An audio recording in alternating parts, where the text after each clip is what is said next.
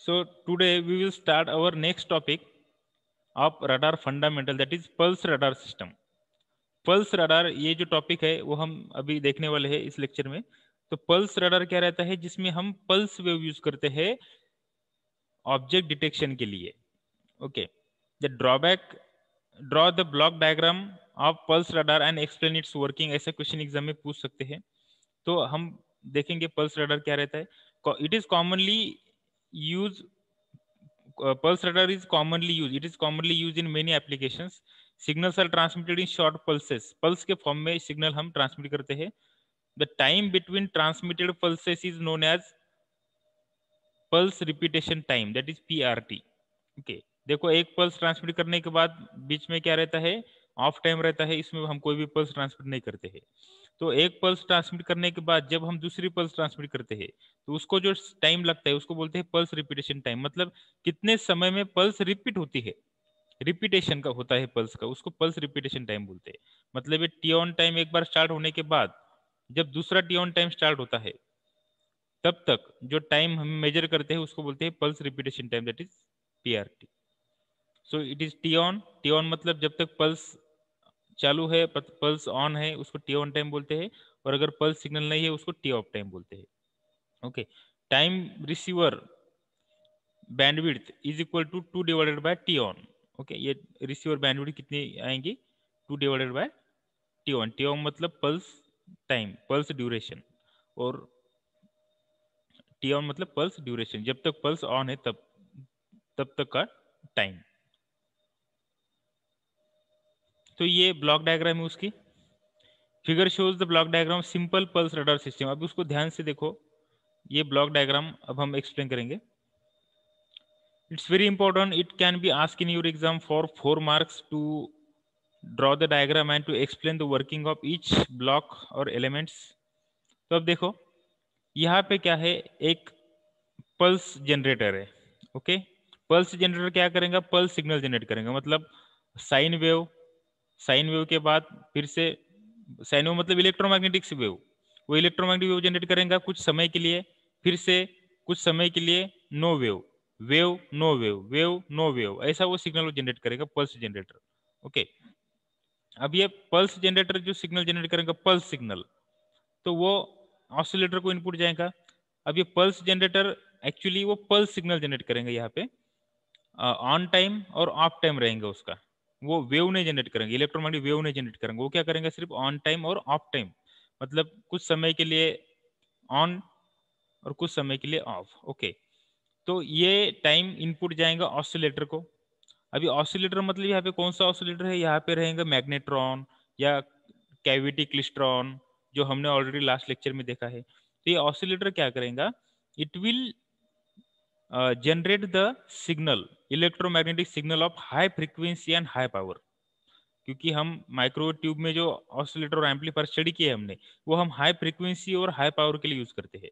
तो जैसे pulse generator का ऑन टाइम रहेगा तभी ऑसिलेटर सिग्नल जनरेट करेगा, और जब पल्स जनरेटर का ऑफ टाइम रहेगा तभी ऑसिलेटर सिग्नल जनरेट नहीं करेगा। मतलब ऑसिलेटर के आउटपुट में हमें क्या मिलेगा, वेव, कुछ समय के लिए वेव, हाई पावर और हाई फ्रीक्वेंसी की इलेक्ट्रोमैग्नेटिक वेव, और for some time there is no wave. ठीक है, तो पल्स का टी ऑन टाइम रहेगा तब ऑसिलेटर वेव जनरेट करेगा, और पल्स का ऑफ टाइम रहेगा तब ऑसिलेटर वेव जनरेट नहीं करेगा। तो यहाँ पे हमें स्विच्ड इलेक्ट्रोमैग्नेटिक वेव मिलेंगी ऑसिलेटर के आउटपुट में। ओके, नेक्स्ट है एम्पलीफायर। अभी एम्पलीफायर का काम क्या है, amplifier will amplify the signal generated by this oscillator. ये ऑसिलेटर ने जो कुछ सिग्नल जनरेट किया उसको क्या करेंगे, एम्पलीफाई करेंगे, मतलब उसकी स्ट्रेंथ बढ़ाएगा। ठीक है, उसके बाद वो सिग्नल इनपुट जाएगा डुप्लेक्सर को। अब डुप्लेक्सर ये एक ऐसी इलेक्ट्रॉनिक सर्किट है, आपको मालूम है, जो ऑलरेडी हमने लास्ट लेक्चर में देखा है कि डुप्लेक्सर ये एक ऐसी सर्किट है जो सेम एंटीना को एज ए ट्रांसमीटर और एज ए रिसीवर बोल के हम यूज करते हैं या कर सकते हैं। तो एक ही जब ट्रांसमीटर सिग्नल जनरेट करता है तब वो एंटेना उस सिग्नल को ट्रांसमिट करता है, और जब एंटेना सिग्नल को रिसीव करता है तो वो सिग्नल रिसीवर को इनपुट जाता है। मतलब ट्रांसमीटर और रिसीवर एक ही कॉमन एंटेना यूज करते हैं, और जो सर्किट ऐसा करने के लिए अलाउ करती है उसको डुप्लेक्सर बोलते हैं। अभी डुप्लेक्सर की वर्किंग, कंस्ट्रक्शन और फंक्शन हम देखने वाले हैं अभी। इसी टॉपिक में। तो ये सिग्नल डुप्लेक्सर को इनपुट जाएगा और डुप्लेक्सर क्या करेगा, ये सिग्नल को एंटेना को इनपुट देगा। एंटेना को इनपुट जाने के बाद अब यहाँ पे डबल एरो दिखा है, मतलब डुप्लेक्सर से इनपुट, डुप्लेक्सर से सिग्नल एंटेना को भी जाएगा और एंटेना से सिग्नल डुप्लेक्सर को भी आएगा। ओके, तो पहले सबसे पहले तो हम ये देखेंगे कि सिग्नल ट्रांसमिट हो रहा है, तो डुप्लेक्सर से सिग्नल ट्रांसमिट होगा एंटेना को, तो एंटेना क्या करेगा, सिग्नल को ट्रांसमिट करेगा कहाँ, जहाँ ऑब्जेक्ट है वहाँ, जहाँ हमें ऐसा लगता है कि यहाँ पे कोई अननोन बॉडी है या ऑब्जेक्ट है, वहाँ पे हम क्या करेंगे, सिग्नल को ट्रांसमिट करेंगे। अब सिग्नल को ट्रांसमिट करने के बाद अगर सपोज सामने कोई ऑब्जेक्ट है, तो उस ये टारगेट है, उस टारगेट पे वो इलेक्ट्रोमैग्नेटिक वेव स्ट्राइक होके फिर से रिटर्न आएंगी वापस एंटेना की तरफ। ओके, और एंटेना की तरफ वापस आने के बाद वो सिग्नल फिर से किसको इनपुट जाएगा, डुप्लेक्सर को इनपुट जाएगा। अब डुप्लेक्सर क्या करेगा, उस सिग्नल को रिसीवर को इनपुट देगा। ओके, रिसीवर को इनपुट देगा। अब रिसीवर को इनपुट देने के बाद फिर ये रिसीवर का आउटपुट किसको इनपुट जाएगा, डिस्प्ले को। यहाँ पे डिस्प्ले है और डिस्प्ले को दूसरा इनपुट जाएगा ये पल्स जनरेटर का, मतलब जो ट्रिगर पल्स जनरेट करता है वो सिंक्रोनाइजेशन के लिए, मतलब सिग्नल कब ट्रांसमिट किया था और कब रिसीव किया। देखो सिग्नल ट्रांसमिट कब किया था वो टाइम, और रिसीव कब किया वो टाइम, वो दोनों टाइम में कुछ डिफरेंस हमें मिलेगा, और वो डिफरेंस माइक्रो सेकंड में या नैनो सेकंड में रहता है, बहुत कम रहता है। पर उस टाइम डिफरेंस से हमें पता चलेगा कि सिग्नल को रिटर्न आने के लिए कितना समय लगा। ओके, तो उस टाइम के भरोसे हम क्या कर सकते हैं, उस टारगेट का डिस्टेंस फाइंड कर सकते हैं, उसकी साइज भी फाइंड कर सकते हैं, उसका लोकेशन फाइंड कर सकते हैं। ओके, तो ये सब इनपुट जाएगा ये डिस्प्ले को। तो यहाँ पे है ए स्कोप डिस्प्ले। अब ए स्कोप डिस्प्ले हमें क्या डिस्प्ले करेगा कि सिग्नल की रेंज कितनी है, ओके, उसका डिस्टेंस कितना है हमारे रडार सिस्टम से, वो हमें दिखाएगा। फिर ये दूसरा जो है अल्टीट्यूड, अब ये भी एंटेना को हम इनपुट देंगे। तो अल्टीट्यूड क्या है, अल्टीट्यूड का मतलब होता है हाइट, मतलब वर्टिकल और हॉरिजॉन्टल हाइट कितनी है उसकी, तो ये भी हमें दिखाएगा, अल्टीट्यूड दिखाएगा। और ये है एजिमुथ। एजिमुथ का मतलब क्या है कि हॉरिजॉन्टली उसका कितना एंगल है, कौन से नॉर्थ ईस्ट वेस्ट या साउथ कौन से रीजन में वो टारगेट है, वो हमें ये एजिमुथ डिस्प्ले दिखाएगा। ओके, तो ये डिस्प्ले के बारे में भी हम क्या करेंगे, अभी डिटेल्स में देखने वाले हैं। Okay, so this is the block diagram of pulse radar system. अब उसको वन बाय वन हम स्टडी करेंगे। ये ट्रांसमीटर होगा, ये ट्रांसमीटर सिग्नल को ट्रांसमिट करेगा पल्स के फॉर्म में, फिर से वो रिटर्न आएगा। तो हम रिटर्न आने के बाद उसको जो समय लगेगा, तो ट्रांसमिट किया था वो टाइम और सिग्नल रिटर्न आए वो टाइम, वो जो टाइम डिफरेंस है वो टाइम डिफरेंस से हम उसका डिस्टेंस फाइंड कर सकते हैं। क्योंकि हमें टाइम पता चला यहाँ से, हमें स्पीड भी मालूम है इलेक्ट्रोमैग्नेटिक वेव की 3 × 10⁻⁸ मीटर पर सेकंड, तो मतलब वेलोसिटी मालूम है, टाइम मालूम है, तो we can find out distance by using the formula v is equal to, मतलब velocity is equal to distance divided by time. Okay, then transmitter, duplexer, antenna system, receiver and display, these are the main components of this pulse radar. Okay,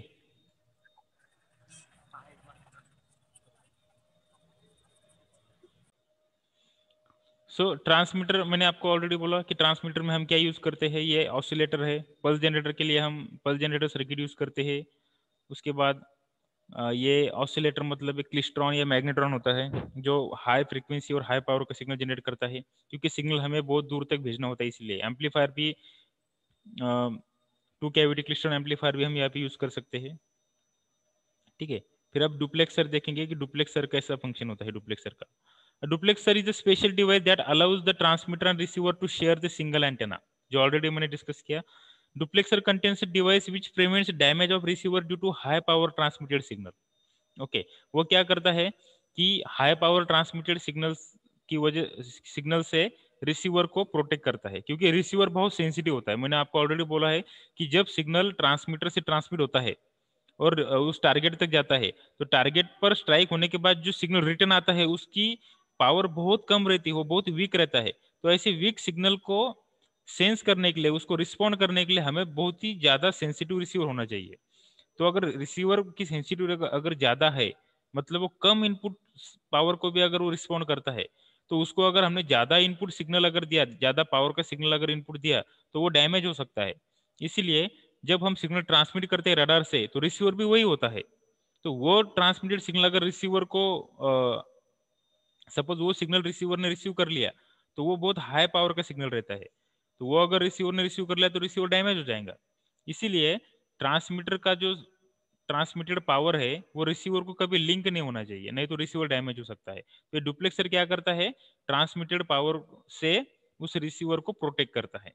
okay, a duplexer contains a spark gap tube and referred to as a transmit receive मतलब TR switch and anti transmit receive मतलब ATR tube.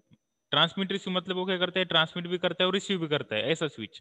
And दूसरा anti transmit receive मतलब जो transmit भी नहीं होने देता और रिसीव भी नहीं होने देता, ऐसा स्विच।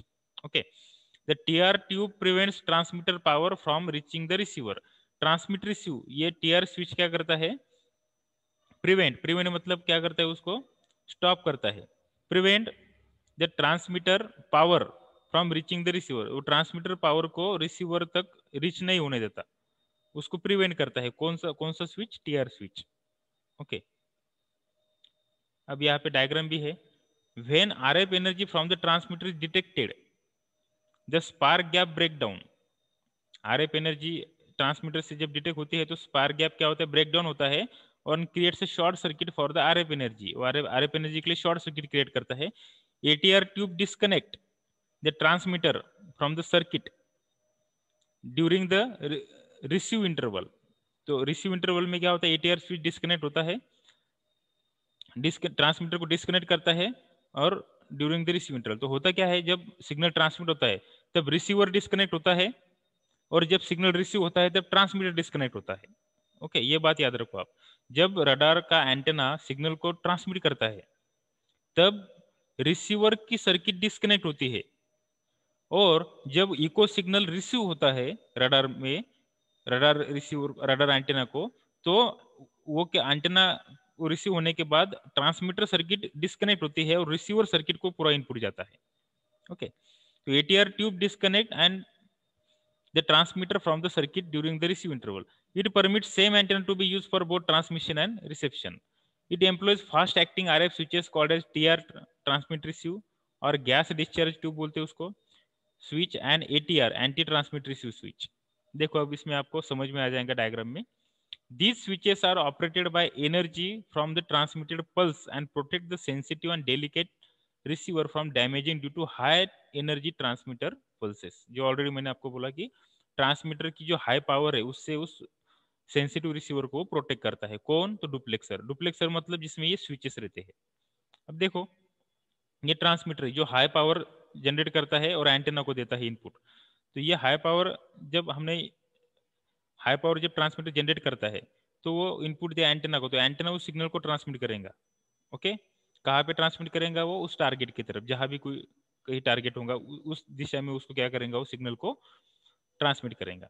तो जब वो ट्रांसमीटर सिग्नल को ट्रांसमिट करता है तो यहाँ पे हमारा रिसीवर रहता है। देखो यहाँ पे ये ट्रांसमीटर है और यहाँ पे हमारा रिसीवर है। तो जब ये ट्रांसमीटर सिग्नल को ट्रांसमिट करता है तो क्या होता है, ये एटीआर स्विच है, एंटी ट्रांसमिट रिसीव, वो शॉर्ट होने के कारण ये सिग्नल रिसीवर को नहीं जाता।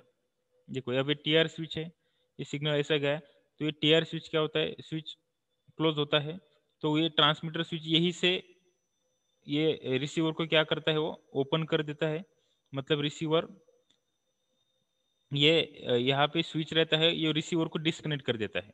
रिसीवर को डिस्कनेक्ट कर देने के बाद क्या होता है, मतलब टीआर स्विच रिसीवर को डिस्कनेक्ट करता है। जब ट्रांसमीटर पावर ट्रांसमिट करता है तो ये टीआर स्विच क्या करता है, इस रिसीवर को अंदर से डिस्कनेक्ट कर देता है। तो ये जो पावर ट्रांसमिट होती है वो उस रिसीवर को लिंक नहीं होती और रिसीवर प्रोटेक्ट होता है। So during transmitter receiver is isolated, या रिसीवर की स्विच ओपन होते हैं, रिसीवर को सिग्नल लिंक नहीं होता।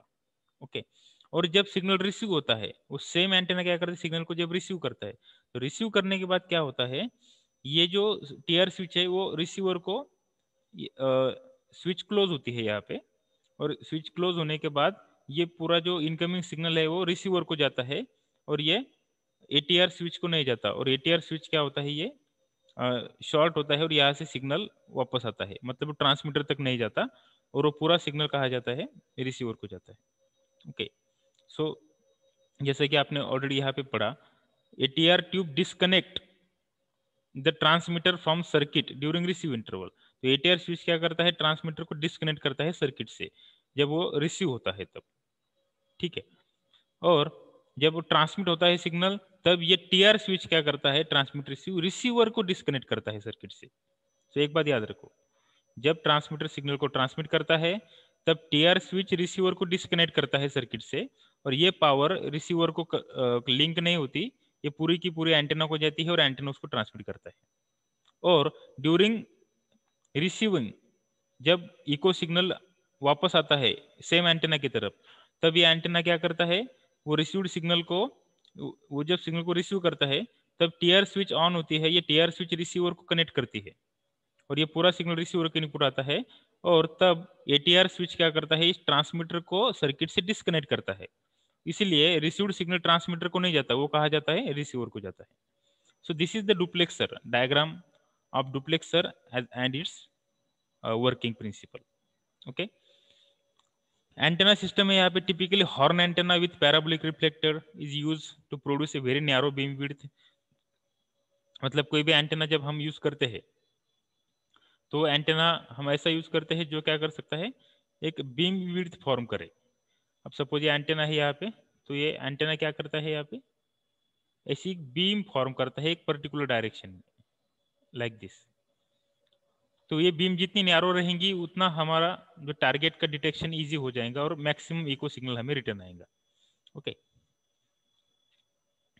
तो एंटेना हम जनरली हॉर्न एंटेना यूज करते हैं। अब एंटेना के बारे में हम आने वाले सेक्शन में देखने वाले हैं। फिर रिसीवर, अब same antenna use for transmitter as well as receiving purpose. Receiver है, रिसीवर कौन सा यूज करते हैं हम यहाँ पे, the receiver is standard high gain super heterodyne receiver use करते हैं हम, जिसकी ये जो रहती है सेंसिटिविटी वो बहुत अच्छी रहती है। तो हम सुपर हेटेरोडाइन रिसीवर यूज करते हैं वहाँ पे, उसकी सेंसिटिविटी ज्यादा होने के कारण। During the pulse of time received signal passes through this antenna. In receiver, the mixer and local oscillator convert the RF signal to intermediate frequency। आपने सुपर हेटेरोडाइन रिसीवर ऑलरेडी पढ़ा है PEC सब्जेक्ट में, उसमें वो super heterodyne receiver क्या करता है, incoming signal को इंटरमीडिएट फ्रीक्वेंसी सिग्नल में कन्वर्ट करता है, IF सिग्नल में। नेक्स्ट है डिस्प्ले। तो अब जब सिग्नल वो रिसीव होता है तो रिसीव होने के बाद हमें डिस्प्ले में दिखना चाहिए कि सिग्नल जो हमने ट्रांसमिट किया था रडार से, तो टारगेट को डिटेक्ट करने के लिए, तो टारगेट का डिस्टेंस कितना है रडार सिस्टम से, वो हमें पता चलेगा डिस्प्ले की वजह से। अब ये ए स्कोप डिस्प्ले है, ये डिस्प्ले का नाम है। देखो ये ट्रांसमिटेड पल्स है, ये एक ऐसा डिस्प्ले है CRO जैसा। देखो ये ट्रांसमिटेड पल्स का ये एम्पलीट्यूड है, ये एक्स एक्सिस पे यहाँ पे टाइम है और टाइम को डिस्टेंस में कन्वर्ट किया है। ओके, तो ये टाइम मतलब ये डिस्टेंस इन यार्ड है, यार्ड में उसका डिस्टेंस है, उसको रेंज बोलेंगे हम। ओके, तो ट्रांसमिटेड पल्स का ये एम्पलीट्यूड है। देखो ये हमने ट्रांसमिट किया पल्स, यहाँ पे हमने पल्स ट्रांसमिट किया, तो ट्रांसमिट करने के बाद हमें ये उसका ये वोल्टेज मिलेगा, यहाँ पे उसका वोल्टेज बहुत ज्यादा रहेगा। और कुछ समय बाद, मतलब कुछ माइक्रो सेकंड या नैनो सेकंड या मिली सेकंड में, depends on the distance of target from the radar system, हमें क्या मिलेगा, एक इको सिग्नल मिलेगा फिर से रिसीव्ड एंटेना में, बराबर है। तो ये इको सिग्नल का भी कुछ पावर रहेगा, तो ये उसका भी हमें यहाँ पे एक बीप मिलेगा, एक स्पाइक मिलेगा, और उसका वोल्टेज बहुत कम रहेगा। क्यों? क्योंकि वो रिसीव्ड सिग्नल है, उसकी फ्रीक्वेंसी, उसका पावर बहुत कम रहता है, क्योंकि वो ट्रांसमिट किया है, वो टारगेट पे स्ट्राइक हुआ है और उस पर बाउंस होके वापस आया है, इसलिए उसकी पावर बहुत कम रहेगी। तो हमें उस क्या मिलेगा, हमें इको सिग्नल का यहाँ पे एक स्पाइक मिलेगा, ठीक है। तो मतलब ये टारगेट का इको है। तो ट्रांसमिटेड पल्स जब सिग्नल हमने ट्रांसमिट किया वो टाइम, और जब हमें टारगेट की इको मिली वो टाइम, वो दोनों टाइम में जो डिफरेंस है, उस डिफरेंस से हम क्या फाइंड कर सकते हैं, रेंज कितनी है, डिस्टेंस कितना है, रडार सिस्टम से उस टारगेट का डिस्टेंस कितना है, वो हम फाइंड कर सकते हैं। Okay, so this is the A scope display which will show us the range of target from the radar system। Okay, तो ये बीप यहाँ पे मिलेंगे हमें, तो बीप मतलब बीप भी बोल सकते हैं उसको, कोई स्पाइक भी बोल सकते हैं। ये ट्रांसमिटेड पल्स का है और ये रिसीव्ड इको सिग्नल का है। उसके हिसाब से कितना टाइम डिफरेंस है दोनों में, तो टाइम डिफरेंस के हिसाब से हम क्या कर सकते हैं, उसका डिस्टेंस फाइंड कर सकते हैं। तो ये ए स्कोप डिस्प्ले हो गया। और ये पीपीआई डिस्प्ले, अब ये हॉरिजॉन्टली हमें समझ में आ जाएगा, लेफ्ट है, राइट है, नॉर्थ ईस्ट वेस्ट साउथ, कहाँ पे है वो सिग्नल। तो यहाँ पे एक बीप मिलेंगे हमें। बीप का मीनिंग क्या है कि वो सिग्नल यहाँ पे है, टारगेट ब्लिप होगा, मतलब यहाँ पे वो टारगेट अवेलेबल है। तो ये बीप मिलेगा, इसका मतलब कि यहाँ पे कुछ टारगेट है, कोई बॉडी है, कोई स्पेसक्राफ्ट है, तो हमें डिटेक्ट हो जाएगा यहाँ पे। ठीक है, तो ऐसा डिस्प्ले दिखेंगे, उसको पीपीआई डिस्प्ले बोलते हैं, प्लेन पोजीशन इंटरफेस। ओके, तो ये सीआरटी डिस्प्ले है। PPI display both the range of azimuth of the target, तो टारगेट की रेंज और एजीमुथ दोनों भी हमें दिखाएंगे। एजीमुथ मतलब हॉरिजॉन्टल एंगल, ठीक है, और एलिवेशन मतलब vertical angle. Centre of the display is the location of the radar unit. ये जो सेंटर रहता है डिस्प्ले का, उसको यहाँ पे हमारा रडार सिस्टम है। ओके, ये target shows up as lighted blips on the screen. तो ये ऐसे डिस्प्ले हमें रडार सिस्टम दिखाएंगे। So this is the pulse radar system. Okay, जो ब्लॉक डायग्राम है, ये पल्स जनरेट करेगा, उसके हिसाब से ऑसिलेटर सिग्नल जनरेट करेगा, स्विच इलेक्ट्रोमैग्नेटिक वेव जनरेट करेगा, फिर एम्पलीफायर उसको एम्पलीफायर करेगा, फिर डुप्लेक्सर को जाएगा, डुप्लेक्सर उसको एंटेना को इनपुट देगा, एंटेना उसको ट्रांसमिट करेगा, फिर वो टारगेट की तरफ जाएगा, टारगेट पे स्ट्राइक होके वो वापस आएगा, वापस आने के बाद वो इको सिग्नल फिर डुप्लेक्सर को इनपुट जाएगा, डुप्लेक्सर उसको रिसीवर को इनपुट देगा, फिर रिसीवर का इनपुट ये डिस्प्ले सिस्टम को जाएगा, डिस्प्ले सिस्टम को दूसरा इनपुट आएगा पल्स जनरेटर का, मतलब सिग्नल कब ट्रांसमिट किया था वो हमें यहाँ पे सिंक्रोनाइजेशन मिलेगा यहाँ पे, कि ट्रांसमिटेड सिग्नल का टाइम कब कौन सा था और रिसीव्ड सिग्नल का टाइम कौन सा है। ये ए स्कोप डिस्प्ले को इनपुट देने के बाद हमें उसका रेंज पता चलेगा, डिस्टेंस पता चलेगा कि वो कितने डिस्टेंस पे है। फिर ये अल्टीट्यूड पता चलेगा हमें यहाँ पे, वर्टिकल हॉरिजॉन्टल। फिर एजीमुथ एंगल पता चलेगा कि कौन से नॉर्थ ईस्ट वेस्ट साउथ या कौन से रीजन पे वो सिग्नल है या वो टारगेट है, तो वो हमें पता चलेगा। Okay, so this is all about the pulse radar system. Okay.